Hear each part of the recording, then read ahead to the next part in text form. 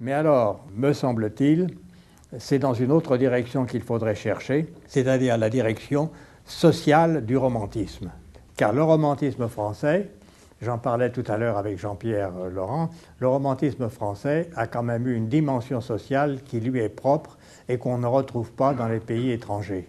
Quand je dis une dimension sociale, c'est parce que quand vous prenez Balzac, vous voyez ce caractère social. Vous savez, les frères de la Consolation, qui représentent un petit peu ce qui va devenir les frères les religieux de Saint-Vincent, la congrégation des religieux de Saint-Vincent-de-Paul, cette congrégation avec Charles Ménien, avec le père Maurice Ménien, fondé par Léon Le Prévost, qui a été à l'origine de tout le catholicisme social français du XIXe siècle. C'est un monde un petit peu inconnu, oublié aujourd'hui, surtout que, disons, il a connu la crise de l'opposition à la République et la crise de l'Action française, si vous voulez. Et vous avez donc là, si vous voulez, ces religieux de Saint-Vincent-de-Paul qui sont préfigurés ou leurs débuts apparaissent sous la plume de Balzac. Il y a donc, si vous voulez, tout ce catholicisme social que l'on retrouve. Mais je dirais que ce n'est pas la seule dimension, car n'oubliez pas que parmi ceux qui ont quand même touché plus ou moins à l'ésotérisme, vous avez un homme comme Pierre Leroux. Pierre Leroux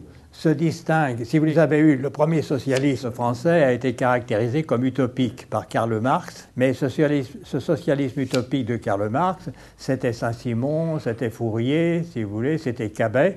Et Pierre Leroux a toujours été tenu à l'écart, volontairement ignoré d'ailleurs, alors que Pierre Leroux apparaissait comme un socialisme romantique. Si vous voulez. Et vous avez toute une série d'études, je ne peux pas m'y attarder, mais enfin, le pionnier de ces études, c'est Jacques Viard à Aix-en-Provence, sur le socialisme romantique de Pierre Leroux, si vous voulez.